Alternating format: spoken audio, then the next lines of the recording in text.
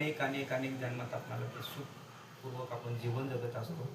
हा एवढा मोठा धम्म आपलं काहीतरी पुण्यकर्म असेल, त्या पुण्याच्या बलाने आपण बाबासाहेबांनी जो धम्म दिलेला आहे, बाबासाहेबांनी ज्या जन्मात होते, ज्या ह्याच्यात होते, त्यांच्या ह्याच्यात आपणाला फक्त जातीचं झालो आहे बाबासाहेबांच्या, पण रक्ताचं नाही झालं.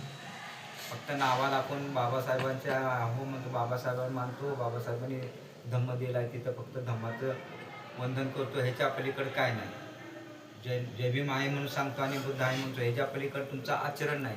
जोपर्यंत तुमचं आचरण नाही तोपर्यंत तुम्ही असंच भटकत राहणार आहे. पण तुम्ही ज्या दिवशी आचरण करता, ही एका जन्माचं नाही, अनेक जन्म तुम्हाला त्याचे लाभ होतात. आणि ह्या जीवनाचंच, मनुष्य जीवनातच आपणाला पुण्यकर्म अर्जित करता मिळतं.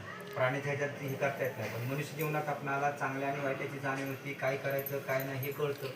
पण सतत आपण फक्त माझं आपलं शरीर बी आपलं नाही, कधी मरणार आहे ते माहीत नाही, कोण घेऊन जाणार आहे का ते बी माहीत नाही. पण किती आपणाला गर्व, किती एवढा दोष कुणाचा, एवढा द्वेष करतो आपण, काय करतो आपण, स्वतःही दुःखी दुसऱ्यानं दुःखी. घरात असून सुद्धा आपलं पटत नाही. ते मायलेकी असो, सासू सोना असो, दीर भावजे असो, जेवढे बी घरातले असते प्रत्येकाचं कुणाचं पटत नाही. का तर आपण धम्मच आचरण करत नाही. धम्म आचरण केल्यानंतर प्रत्येक हा माझा कोण आहे ही एवढी जाणीवता येते आणि तेवढं प्रेम राहतं आपणाला.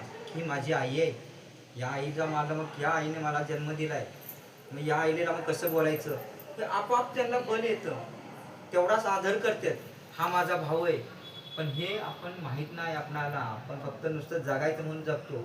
आपल्या भारतातला धर्म बाहेरच्या देशात का वाढला, तर तिथं तेवढी लोकांची श्रद्धा आहे, एवढी श्रद्धा आहे की भारताकडे पाय करून झोपत नाही. कारण आपण आपल्या घरातले अजून देव निघाले नाही. कशी होणार आहे तुमची प्रगती. पण आज यांचं खरंच कुशल कर्म आहे की त्यांनी सगळं देव वगैरे टाकून देऊन आज भगवान बुद्धांच्या आम्ही गेल्यानंतर त्यांनी तिथून मूर्त्या घेतल्या आणि ते बुद्धरूप आज स्थापन झालेलं आहे. यांची इथून प्रगती होणार आहे. एवढं मी यांच्यासाठी मंगलमैत्री आशीर्वाद करतो. सर्वांनी साधुकार द्यायचा आहे.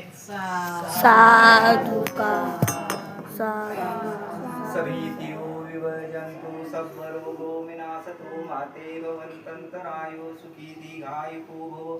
अभिवादनशीलीस नित्यं वड्डापचायनो चत्तारो धम्मा वदति आयुवन्नो